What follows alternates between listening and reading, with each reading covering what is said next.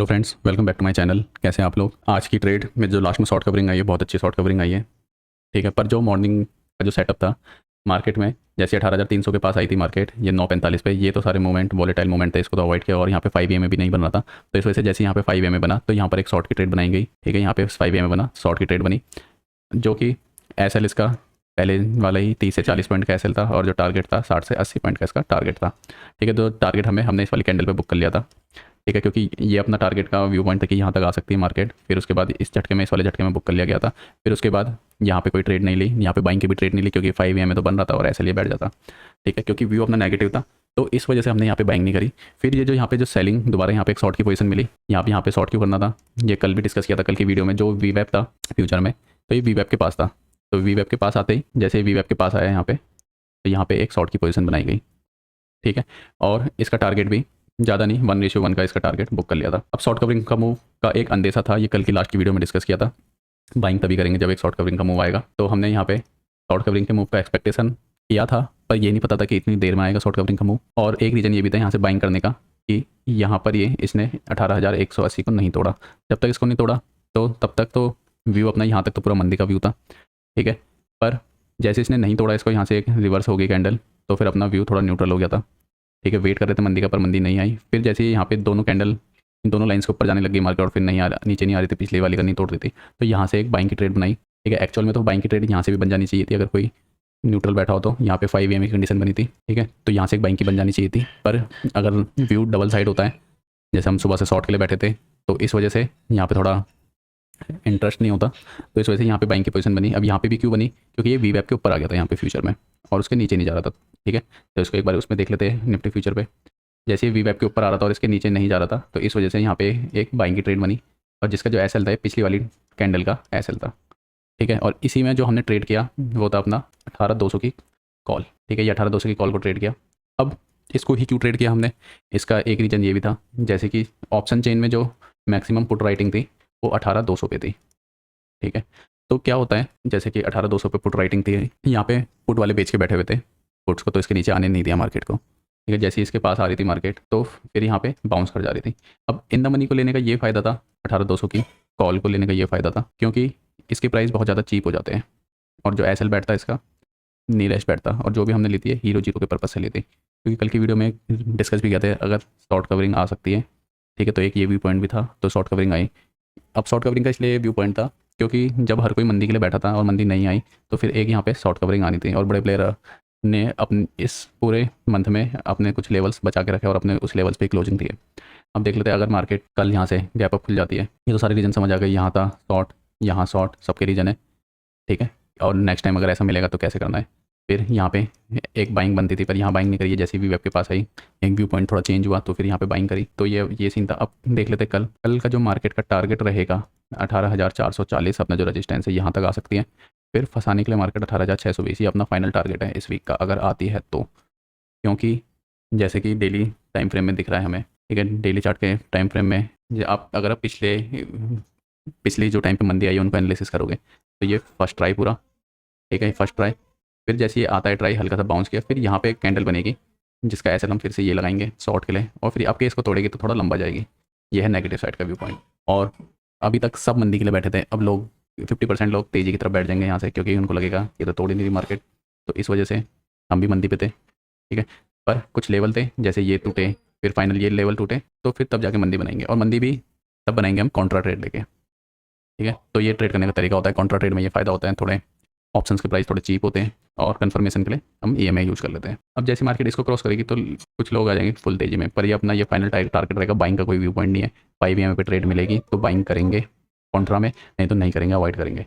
और अगर यहाँ पे एक बार मार्केट आती है, और फिर जैसा ग्लोबल मार्केट का मूड माहौल रहेगा, ठीक है, तो उस हिसाब से हम यहाँ पे फ्यूचर में शॉर्ट बनाएंगे, वो भी कम से कम 2,000 पॉइंट्स के लिए, वो भी हैजिंग करके। बिना हैजिंग के काम नहीं चलेगा इसमें, क्योंकि यहाँ से अगर 200 पॉइंट भी ऊपर जाएगी तो फिर अपने को 10,000 का लॉस दिखाएगा पर लॉट पे। और ये 2,000 ये नहीं कि एक मंथ में आ जाएगी, पिछला एनालिसिस कर लो, कभी भी एक मंथ में नहीं आई है 2,000, कम से कम इसमें 3 मंथ लगेंगे। और जो पैकेज साइज रहता है इसका 400 पॉइंट का रहता है पर वीक का, 400 पॉइंट की फ्लक्चुएसन पर वीक रहती है, और 800 पॉइंट की fluctuation, 800 points in the sense ये रेंज पर मंथ, तो इस हिसाब से करेंगे। और जो इसका फ्यूचर शॉर्ट मारेंगे तब वो मारेंगे हम जो थर्ड फ्यूचर होगा। जैसे आज का एक फ्यूचर खत्म, तो अब जो ओपन कॉन्ट्रैक्ट है फ्यूचर के, आज मतलब कल से 1 जून का ओपन रहेगा, जुलाई का ओपन रहेगा और अगस्त की न्यू एंट्री हो जाएगी। ठीक है, तो अगस्त वाले पे मारेंगे हम हाई पे पर हैजिंग करने के साथ। ठीक है, ये अपना ही व्यू पॉइंट आने वाले कमिंग मंथ्स का। और मार्केट ने यहाँ पे, और जो अपना निफ्टी आज मूवमेंट कर रहा था, ये बैंक निफ्टी के पैरेलल मूवमेंट कर रहा था, तो इस वजह से भी एक ही रीजन था, हमने यहाँ पे इसको अवॉइड किया। तो जैसे कि इसमें दिखाते हैं 5 मिनट्स में बैंक निफ्टी, एक रीजन ये भी था क्योंकि ये भी अपने सपोर्ट के पास था, निफ्टी भी अपने सपोर्ट के पास था, ये इसने नहीं तोड़ा। पर जो हमारी जो एंट्री बनती थी, अगर किसी के पास भी अगर ऐसी सिचुएशन आती है नेक्स्ट टाइम, तो जैसे ये लेवल टूटा तो ये सारा ना फंसाने के लिए होता है। ठीक है, ये जैसे यहाँ पे ब्रेकआउट दे दिया डाउन साइड, मतलब ब्रेक डाउन। ठीक है, ये सारा फंसाने के लिए मूवमेंट होता है। इसमें क्या होता है कि उनको फंसाया जाता है, पुट बायर को। फिर अब ये हुआ क्या, जैसे ये यहाँ पे हमें कंफर्मेशन मिल गई, हाँ ये हुआ। अब ये अपना ये बन गया अपना बेंचमार्क, अगर ये नहीं टूटेगा तो हम कॉन्ट्रा ट्रेड लेंगे। अब जैसे ये यहाँ पे गया, फोमो में हमें यहाँ बाइंग नहीं करनी, पर जैसे ये रिटेस्ट होगा ये, तब हमें बाइंग करनी है। और यहाँ पे एक्चुअल में एक कैपिटल एन पैटर्न बनता हुआ नजर आएगा।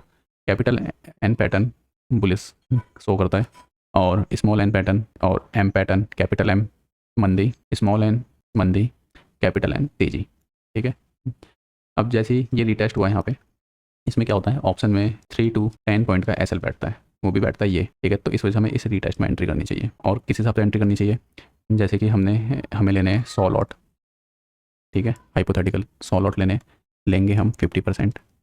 ठीक है, 50 लॉट लिए। अब इस 50 को भी हम 2 हिस्सों में बांटेंगे, करेंगे हम 50 लॉट से। फर्स्ट हिस्सा यहाँ पे ट्रेड लेंगे, उसमें लेंगे हम 20 लॉट्स। और यहाँ से अगर मार्केट डाउन आती है इसके पास, क्योंकि कई बार ये पॉइंट अभी तो ऐसे बनाइए, ऐसे करके ऐसे गया ऊपर। ठीक है, पर कई बार ऐसा होता है ये एक और डाउन बना देता है नीचे को। ठीक है, ये वाला। ठीक है, तो फिर 20 लॉट तब लेने एवरेजिंग, और फिर जैसे अपने प्राइस से ऊपर जाए 10 लॉट तब लेने हैं। ठीक है, जैसे पिरामिडिंग होती है इस वाले स्ट्रक्चर पे, जब भी मार्केट बढ़े तो अपना लॉट साइज हमें कम करते हुए जाना है। तो यही चीज़ होती है, क्योंकि कई बार क्या होता है, हम लोग क्या करते हैं, जैसे कोई 20 वाला ऑप्शन है, ठीक है, 20 से 30 तो ले लिया हमने 10 लॉट। ठीक है, और यहाँ पे हमने प्रॉफिट बुक कर लिया। फिर यही हम ले लेंगे यहाँ पे 35 पे, फिर से हमने ले लिया मान लीजिए 10 लॉट। अब क्या हम निकलेंगे 40 पे। ठीक है, 10 लॉट ले लिया हमने। फिर हम दोबारा घुसेंगे, क्योंकि मार्केट तो मान लीजिए शॉर्ट कवरिंग आ रही है, फिर हम 45 पे ले लेंगे। ओके, हम क्या करेंगे, अब प्रॉफिट यहाँ पे प्रॉफिट हुआ, यहाँ पे प्रॉफिट हुआ, तो इस वजह से हम यहाँ पे हम ले लेंगे ज़्यादा लॉट, यहाँ 20 लॉट ले लिए। फिर यहाँ हो जाती है गड़बड़, क्योंकि प्राइस तो सीधा एक तरफ चलता नहीं, मोमेंटम करता रहता है। फिर जैसे ही नीचे जाएगा तो हमें लॉस जाता हुआ दिखेगा, फिर हम यहाँ काटेंगे, फिर नेक्स्ट ऊपर, ऐसे एक सर्कल में फंस जाते हैं। तो एक टेक्निकली देखा जाएगा, यहाँ पर हमने 10 लॉट के लिए ट्राई किया।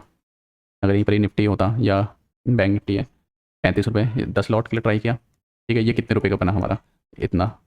और यहीं पर ही अगर हमने 20 लॉट ले लिए होते तो ज़्यादा का नुकसान नहीं होता, यहाँ पे हमें सस्ता मिलता। हमने यहाँ पे दुगने प्राइस पे खरीदा ऑलमोस्ट, और कम भी पॉइंट बुक किए। तो इस वजह से ना ये थोड़ी साइकोलॉजी में दिक्कत होती है यहाँ पे, तो ये हमें थोड़ा ध्यान रखना है आने वाले टाइम पे। और यही अपने लेवल है आने वाले टाइम पे, जो अब देखते हैं नेक्स्ट कहाँ पे रहता है मंदी का। ठीक है, अब देखते हैं एक बार।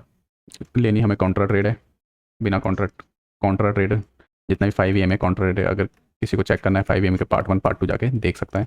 कॉन्ट्रा ट्रेड लेने में ही फ़ायदा होता है। अब कॉन्ट्रा ट्रेड कब लेनी है, वो भी हर वक्त नहीं लेनी, यहाँ नहीं लेनी। ठीक है, जब मार्केट स्ट्रेच हो जाती है, स्ट्रेच बोले तो 100 पॉइंट, ये बैंक एक बार निफ्टी दिखा देते हैं। जैसे मार्केट स्ट्रेच हो जाती है 100 पॉइंट, जैसे कि यहाँ से हाई से ये 100 पॉइंट स्ट्रेच हो गई पूरी यहाँ पे। ठीक है, तब यहाँ से रिवर्स का पॉइंट आ सकता है। 5 EM है, स्टॉप लॉस छोटा सा, और टारगेट अपने वही 60 से 80 पॉइंट, क्योंकि 60 से 80 पॉइंट तक तो निफ्टी जाता है, फिर उसके बाद थोड़ा रिवर्स होता है।